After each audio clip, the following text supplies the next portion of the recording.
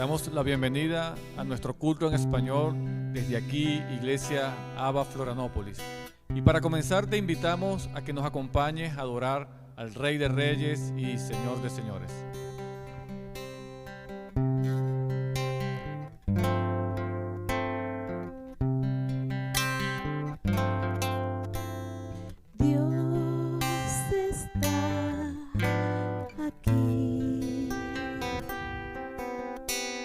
Cierto como el aire que respiro, tan cierto como en la mañana se levanta el sol, tan cierto como que le canto y él me puede oír. Dios está aquí. Tan cierto como el aire que respiro, tan cierto como en la mañana se levanta el sol, tan cierto como que le hablo y él me puede oír. Estás aquí.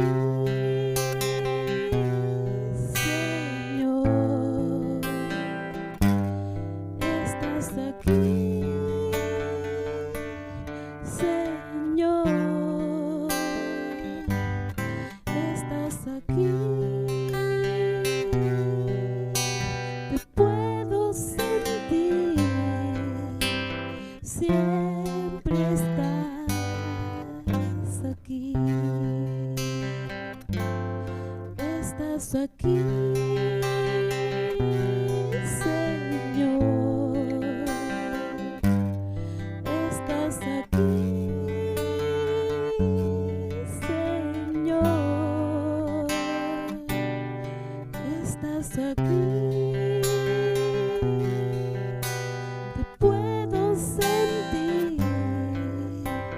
Siempre estás aquí, siempre estás aquí.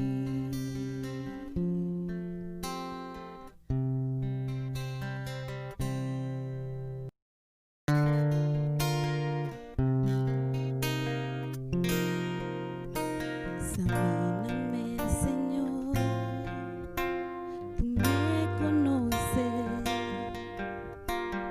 Quebranta mi corazón, transfórmame conforme a tu palabra y lléname hasta que en mí te vea solo a ti y así.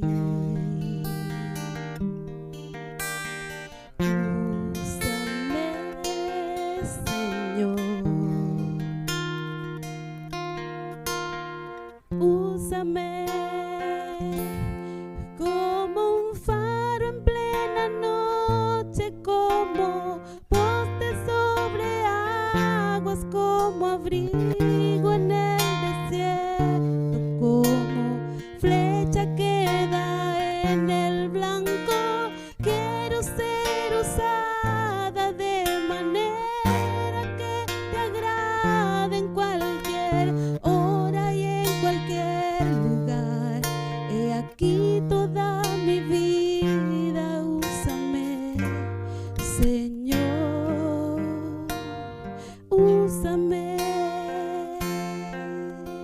Examíname, Señor, tú me conoces. Quebranta mi corazón, transfórmame conforme a tu palabra y lléname hasta que en mí se vea solo a ti y así. Úsame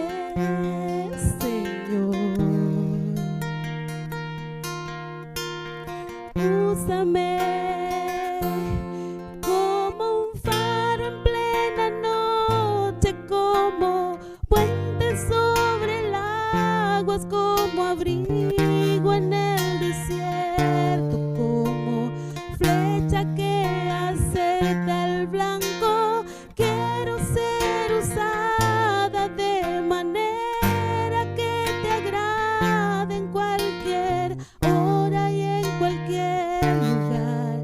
He aquí toda mi vida, úsame, Señor, úsame,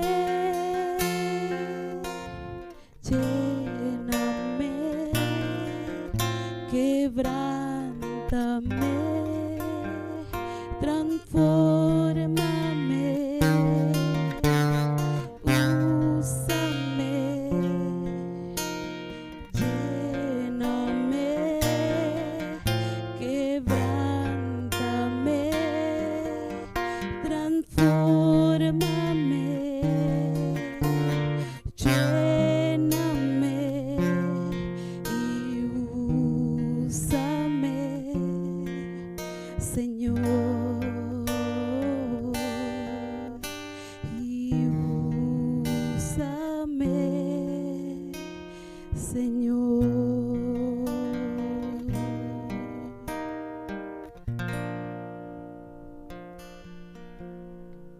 Continuando con nuestro servicio, vamos a levantar un clamor por Venezuela. Y yo te pido que me acompañes ahí donde te encuentres en este momento. Cierra tus ojos y vamos a clamar por Venezuela. Padre, en esta hora, Señor, nosotros venimos delante de ti reconociendo que tú eres nuestro Dios, que tú eres nuestro Señor. Padre, nosotros reconocemos que tú eres nuestro único y suficiente Salvador. Clamamos, Señor, a ti en este momento por Venezuela.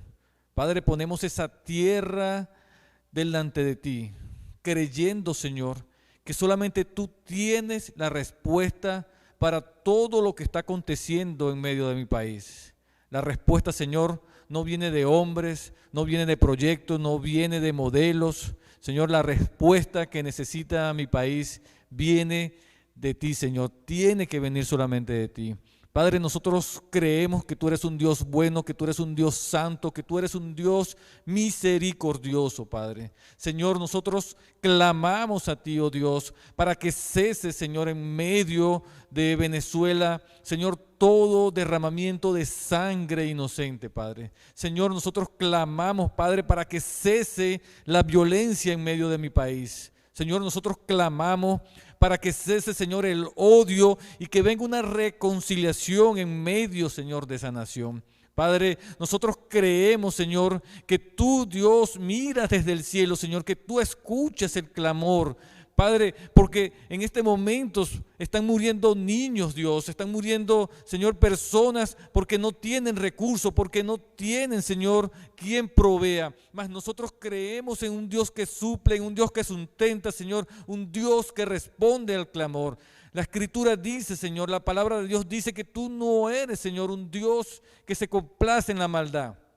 Nosotros entendemos, Señor, que todas estas cosas están aconteciendo con un propósito que aunque no, Señor, nosotros no entendamos, nosotros sabemos que tú tienes el control, que tú tenías el control y que tú mantienes el control. Señor, nosotros en este momento en unidad, Dios, creemos, Señor, que la respuesta vendrá de ti, Padre. Señor, quiero poner delante de ti toda familia, Señor, en Venezuela. Queremos poner, Señor, delante de ti la iglesia, Señor, en Venezuela. Una iglesia que sigue creyendo, que sigue clamando, que no ha doblado, Señor, su rodilla a otros dioses y que, Señor, en este momento ha sido golpeada, Señor, ha sido, Señor, sacudida en medio de todas las cosas que están pasando, pero que se mantiene firme, Padre, a lo que tú, Señor, has dicho. Padre, ponemos delante de ti pastores, pastores, líderes, hombres de Dios, Señor, que necesitan, Padre, en este momento de un auxilio. Padre, nosotros clamamos también en esta hora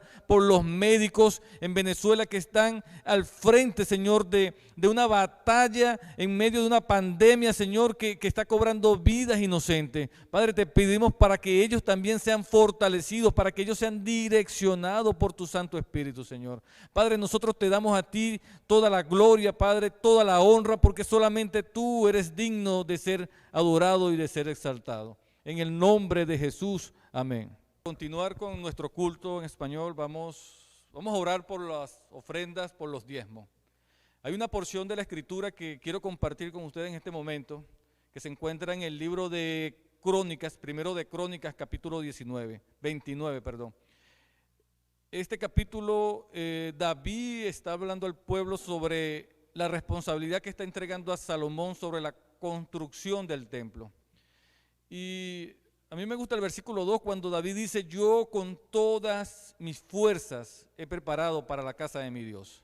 Y David entrega ofrenda para la construcción de la casa de Dios, pero David también hace una invitación al pueblo a ofrendar, porque David entendía que eso era un principio y entendía que solamente él no se podía quedar con esa bendición. Y el pueblo ofrenda y ofrenda también de una manera sobreabundante. Y quiero compartirles solamente el versículo 11, que es parte de la oración que David hace a Dios. David dice, tuya es, oh Jehová, la magnificencia y el poder, la gloria, la victoria y el honor. Porque todas las cosas, dice, porque todas las cosas que están en los cielos y en la tierra son tuyas. Tuyo, oh Jehová, es el reino y tú eres excelso sobre todos. Y la oración continúa.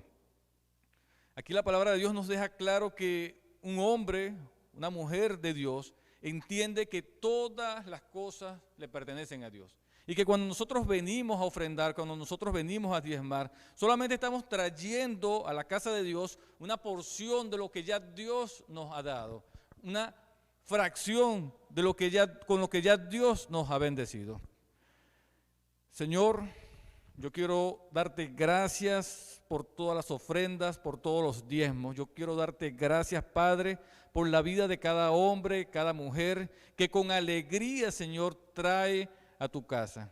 Entendiendo que nosotros no damos con tristeza, nos damos por necesidad, que nosotros traemos, Señor, a tu casa, porque damos, Señor, de lo que ya tú nos has dado. Padre, bendice, Señor, las manos, bendice el trabajo de cada uno de ellos, bendice, Señor, su obra. Padre, ponemos delante de ti también aquellos que no han podido ofrendar, aquellos que no han podido diezmar. Solamente tú conoces, Señor, la necesidad de cada uno de ellos. Padre, te pedimos por aquellos que están buscando trabajo, aquellos que tienen necesidades económicas. Padre, solamente tú puedes dar la respuesta. Te pedimos para que se abran puertas de ofertas de trabajo. Te pedimos, Señor, que se abran puertas, Señor, para negocios, alianzas financieras, Señor, en medio de tu pueblo. Padre, te damos gracias, te damos gloria y te damos honra en el nombre poderoso de tu Hijo amado Jesús de Nazaret. Amén.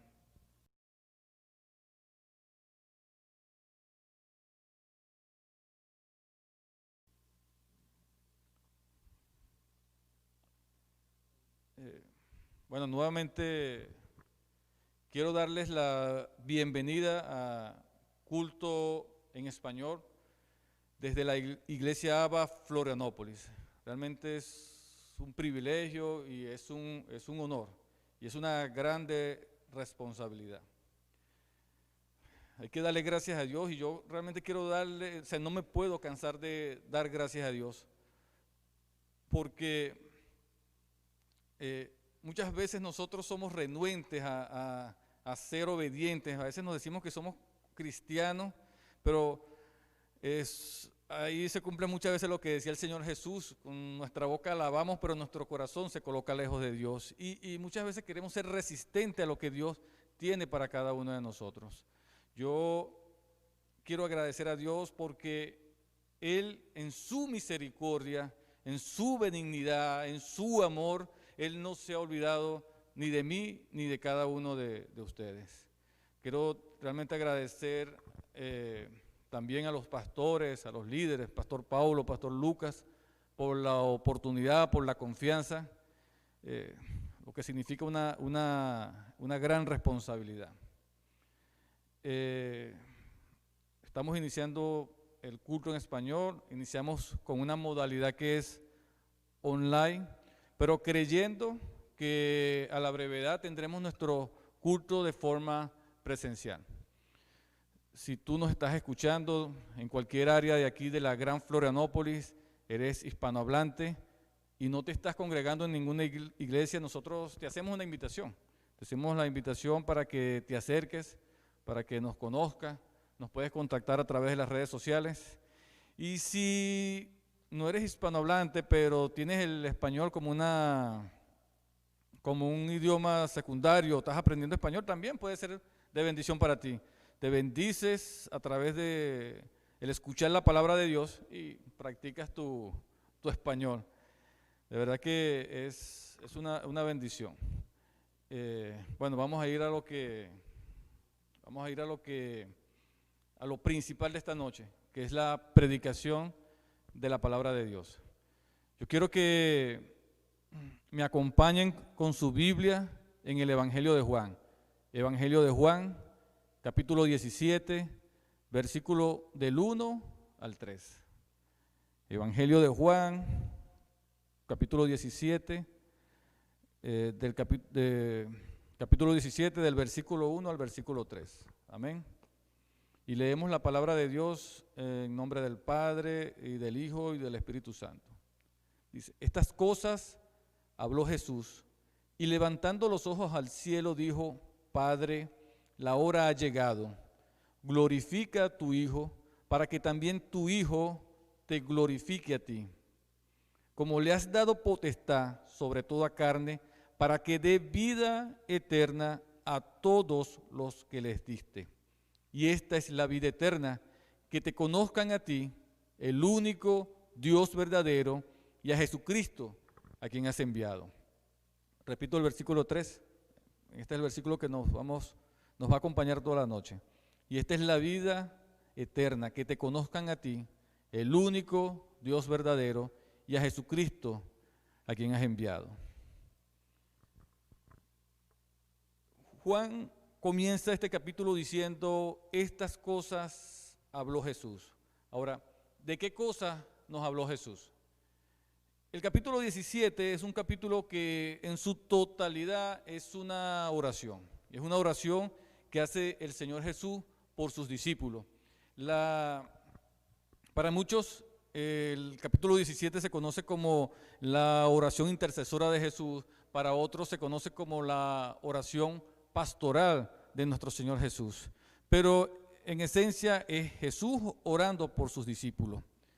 Y cuando Juan dice estas cosas, o sea, ¿a qué cosas? Es importante ubicarnos en el contexto de esta oración. Cuando Juan dice estas cosas habló Jesús, ¿a qué se está refiriendo él? Para poder ubicar ese contexto, nosotros tenemos que por lo menos regresarnos hasta el capítulo 13 del Evangelio de Juan. En el Evangelio de Juan, en el capítulo 13, él comienza a narrar lo que acontece en la Santa Cena de Jesús con sus apóstoles. Y ahí él comienza un diálogo, comienza Jesús a interactuar con sus apóstoles, comienza Jesús a decir algunas cosas, comienza Jesús. Yo a veces cuando reflexiono me encuentro que el Señor Jesús está dando dirección, nuestro Señor Jesús está dando indicaciones, Jesús está dando instrucciones y todo eso a lo largo del capítulo 13, a lo largo del capítulo 14, a lo largo del capítulo 15, capítulo 16. Es uno de los diálogos más extensos que nosotros nos vamos a encontrar en la Biblia de nuestro Señor Jesús. Y Jesús no solamente le está dando instrucciones, no solamente le está dando dirección a sus apóstoles, Jesús le habla del Espíritu Santo, pero le habla de otra forma. Le dice, el que está con ustedes, que los acompañará. O sea, Jesús le dice, ustedes no van a estar solos. Jesús en este diálogo también le da aliento, Jesús también le está dando esperanza. Es un diálogo bien, pero bien completo. Ahora, cuando uno examina, es casi imposible nosotros hacer un resumen en 5 minutos, en 4 minutos de estos 4 capítulos, 13, 14, 15 y 16. Es muy complicado. Hay que estudiarlo versículo a versículo por la riqueza que nosotros podemos extraer de aquí. Pero, ¿por qué se origina este diálogo? ¿Por qué Jesús está dando estas indicaciones?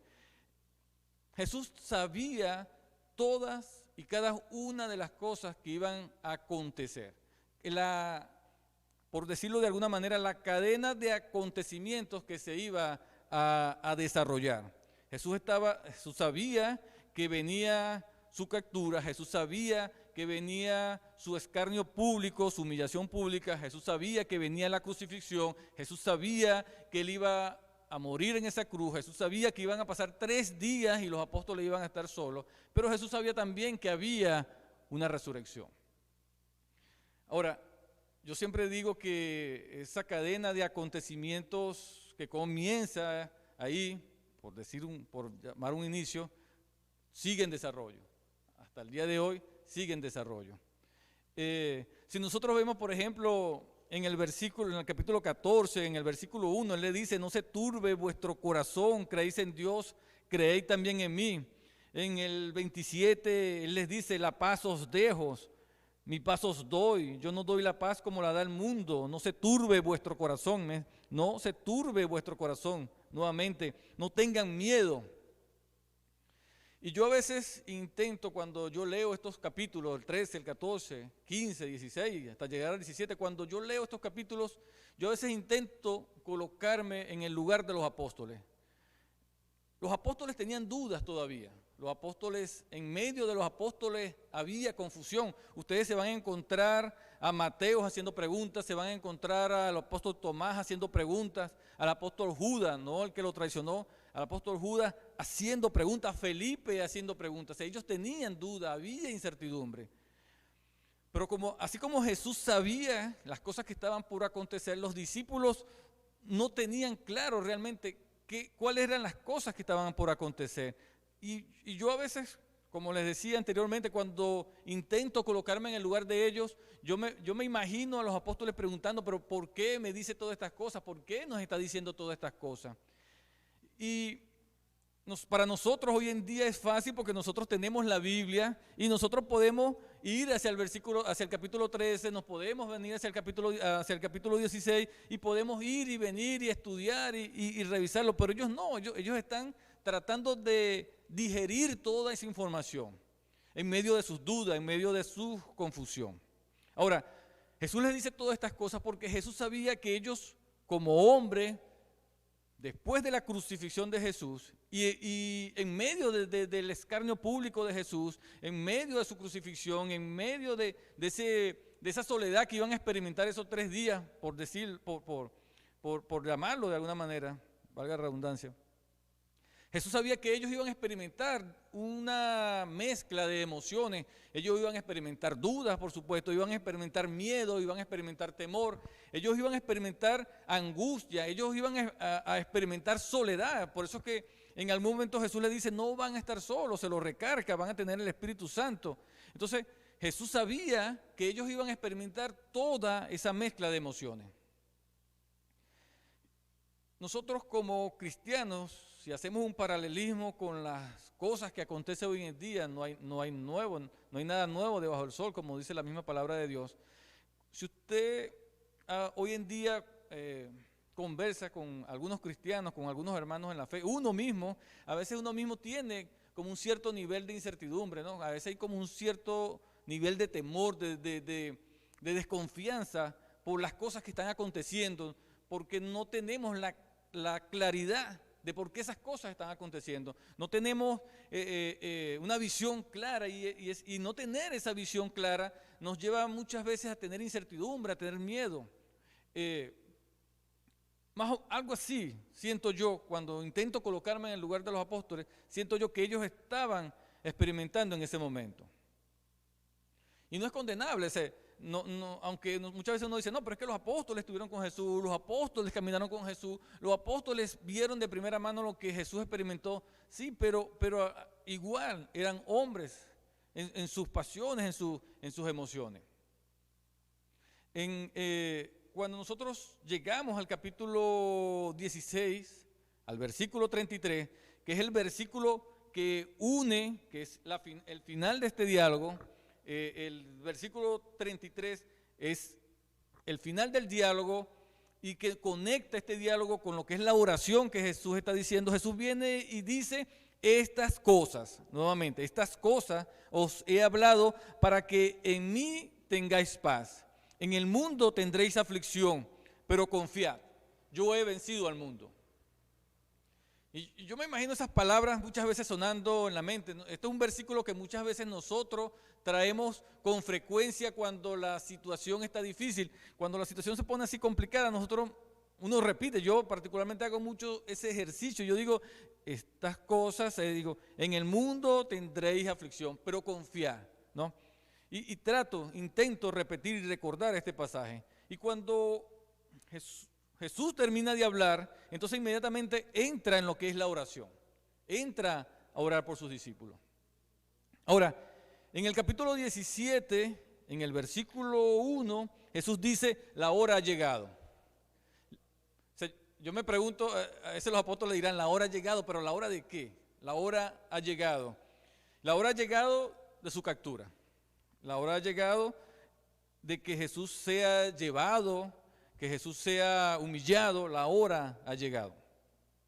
En el capítulo 2, en el versículo 2, capítulo 17, en el versículo 2, Él les dice: sobre toda carne, como les has dado potestad sobre toda carne, para que dé vida eterna. Jesús le menciona aquí: yo voy a darles vida eterna, para que dé vida eterna, porque solamente Jesús puede dar vida eterna. Pero en el versículo 3, entonces viene Jesús y conecta lo que es la vida eterna con lo que es conocer a Dios y conocer a Jesús. Él dice: que te conozcan a ti, esta es la vida eterna, que te conozcan a ti, el único Dios verdadero, y a Jesucristo, a quien has enviado. Entonces Jesús enlaza, conecta lo que es la vida eterna con conocer a Dios y con conocer a Jesús. Jesús les está recordando algo a los discípulos aquí, porque aunque Jesús está orando a Dios, los discípulos están escuchando esta oración. Jesús le está recordando que existe una vida eterna. Jesús le está recordando que todas las cosas que están por experimentar, todas las cosas que están viviendo y las que están por venir, Jesús le está diciendo: estas cosas son transitorias, estas cosas son pasajeros, esto tiene fecha de caducidad, existe una vida eterna. O sea, no te desenfoques. No sé, ¿qué se puede comparar una vida de 50, 60, 70 años con la vida eterna? O sea, es insignificante. Los discípulos, yo me imagino escuchando a Jesús diciendo una vida eterna. Jesús le estaba recordando que existe una vida eterna, a pesar de todas las cosas que van a ocurrir. Pero Jesús le está diciendo aquí, aunque Jesús ya le había mencionado en otras oportunidades, en otros diálogos, le había hablado sobre la vida eterna. Jesús le está diciendo: la vida eterna es que te conozcan a ti, el único Dios verdadero. Ahora, aquí hay algo interesante. La palabra conozcan es el verbo conocer en su forma imperativo. Y esto es importante resaltarlo porque cuando nosotros utilizamos un verbo en una forma imperativa, como está aquí en la Biblia en este momento, no solamente Jesús está dando un mandato, porque la forma imperativa del verbo es para dar un mandato, para dar una orden. Cuando Jesús está diciendo: la vida eterna es que te conozcan, eso es una orden, es un mandato de Jesús. Pero al mismo tiempo, el modo imperativo del verbo se utiliza como un ruego, un deseo, una solicitud. O sea, Jesús le está diciendo, es un mandato, es una necesidad, pero Él le está diciendo: es un ruego y es un deseo que te conozcan a ti. Te conozcan a ti y que me conozcan a mí, porque Él dice: conozcan al único Dios verdadero y a Jesucristo, a quien has enviado. Ahora, cuando el verbo está en esa forma imperativa, es para que la acción se haga, pero que se haga de una forma correcta. O sea, yo quiero que sea de una manera correcta. Entonces uno se pregunta, ¿hay formas incorrectas de conocer a Dios? Sí las hay. Sí las hay. Cuando nosotros hablamos de idolatría, generalmente cuando la gente habla de idolatría, lo primero que nos viene a la mente son imágenes. Son imágenes de madera, imágenes de cerámica, imágenes de hierro. O sea, una figura física hecha de algún material. Y nos imaginamos a la gente orando, rezando, no sé, la palabra que se use, inclinándose delante de esas imágenes. Generalmente, cuando se piensa en idolatría, se piensa en eso. Venezuela es un país predominantemente católico y eso es muy común. Es común en las casas, es común en cualquier parte encontrarse una imagen y encontrar gente postrándose delante de esas imágenes. Y a eso es lo que generalmente llamamos idolatría. Pero solo eso no es idolatría. Y esta es la parte más peligrosa, porque la idolatría también tiene que ver con las imágenes mentales que nosotros nos hacemos, que son imágenes distorsionadas y a las cuales nosotros, frente a las cuales también nos inclinamos. Suena así como que extraño, ¿no? Muchas veces nosotros tomamos una mentira, abrazamos esa mentira y comenzamos a creer que esa mentira es una verdad. Eso es un acto de idolatría. Ahí, en el libro de Jeremías, en el capítulo 9, en el versículo 13 y 14, el versículo 13 y versículo 14, dijo Jehová, porque dejaron mi ley, la cual di delante de ellos, y no obedecieron mi voz, ni caminaron conforme a ella. Antes se fueron tras la imaginación de su corazón. Se fueron tras la imaginación de su corazón, y en pos de los Baales, según les enseñaron sus padres. Y aquí vemos cómo Dios le está haciendo una exhortación, le está haciendo está reclamando al pueblo de que se fueron tras unas imágenes, pero no eran imágenes, en este caso de madera, eran imágenes hechas en el corazón. Y sabemos que cuando la Biblia habla del corazón, habla de los centros de control, habla también de nuestra mente. Entonces, esa es la idolatría más peligrosa que nosotros nos podemos encontrar. Ahora, muchas veces la imagen que nosotros tenemos de Dios es una imagen que la hemos formado dependiendo del núcleo familiar donde nosotros nos encontramos. La hemos formado dependiendo del entorno social. Es una imagen que hemos formado muchas veces por elementos culturales. Y en función de esos elementos que le acabo de mencionar, hemos creado una imagen falsa de Dios. Dios le dice, el único que te conozcan, el único Dios verdadero. No es que existan otros dioses, existe un solo Dios. Y lo mismo acontecía en aquel tiempo. O sea, lo que ocurre hoy en día, el libro que le elegí de Jeremías mucho antes que Jesús. Jesús lo está recalcando aquí y hoy en día sigue aconteciendo. Ahora, uno se pregunta, ¿no? ¿Cómo yo puedo desmontar entonces esa imagen? ¿O cómo yo sé que tengo una imagen falsa? ¿Cómo yo sé que el Dios que yo creo realmente es el Dios que está en la Biblia? Bueno, hay una sola forma, a través del estudio de la palabra de Dios. No hay otra opción.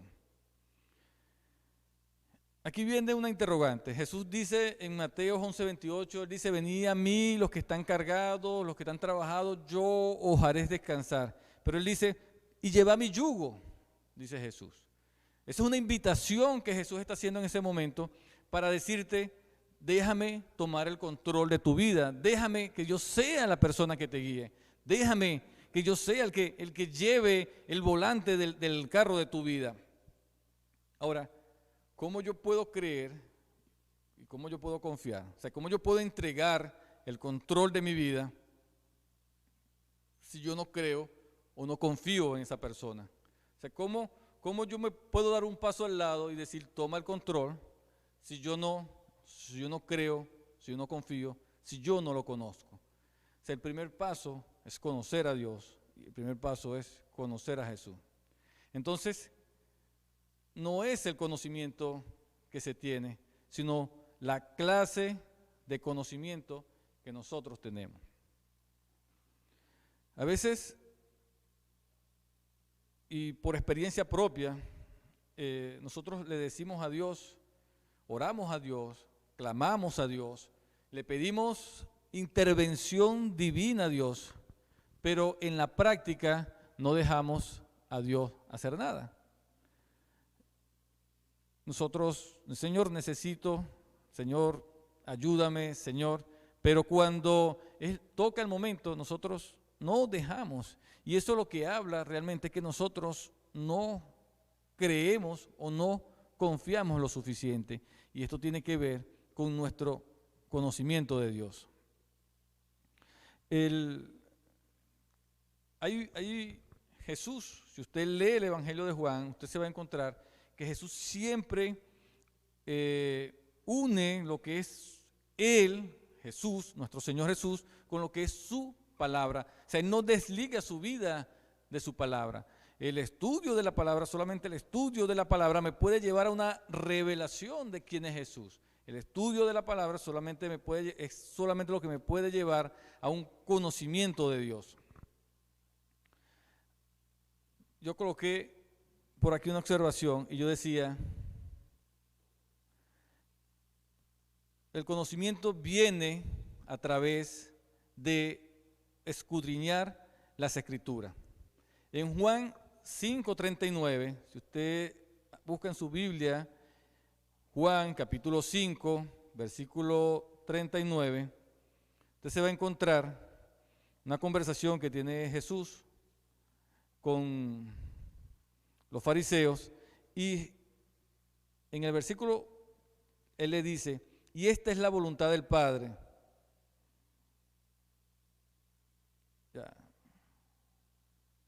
Perdón, 5:39. Él les dice, escudriñad las Escrituras, porque a vosotros os parece que en ellas tenéis la vida eterna. Jesús no le está desmintiendo esta primera parte. Jesús no le está diciendo que en las Escrituras no van a encontrar la vida eterna. Pero Jesús le está diciendo escudriñar, porque ellas son las que dan testimonio de mí. No es lo mismo leer la palabra que estudiar la palabra. No es lo mismo sentarse a hojear la Biblia que escudriñar la Biblia. En la medida que nosotros vamos escudriñando la palabra de Dios, ese Dios verdadero, ese Dios que está en la palabra de Dios, se comienza a revelar en nuestra vida. Cuando nosotros abrimos nuestra Biblia, cuando nosotros decimos que queremos hacer un estudio, lo debemos hacer con un corazón que esté dispuesto a encontrarse con el Padre. Ahí, en lo particular, yo por mucho tiempo decidí estudiar la Biblia para tener conocimiento. Cuando vinieron los tiempos difíciles, cuando vinieron los tiempos complicados, entonces es ahí donde uno se da cuenta de que no era suficiente eso, era necesario escudriñar las Escrituras. El día de hoy ha sido como una pequeña introducción para un tema que realmente es muy, muy extenso, ¿no? Ese versículo nos pudiese llevar a nosotros horas, solamente ese versículo nos pudiese llevar horas.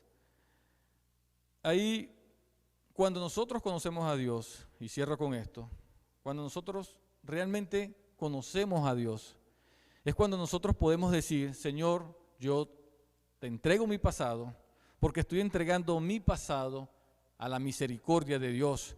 Cuando yo realmente conozco a Dios, entonces yo puedo poner mi presente en Dios, porque estoy colocando mi presente, mi día de hoy, al amor de Dios.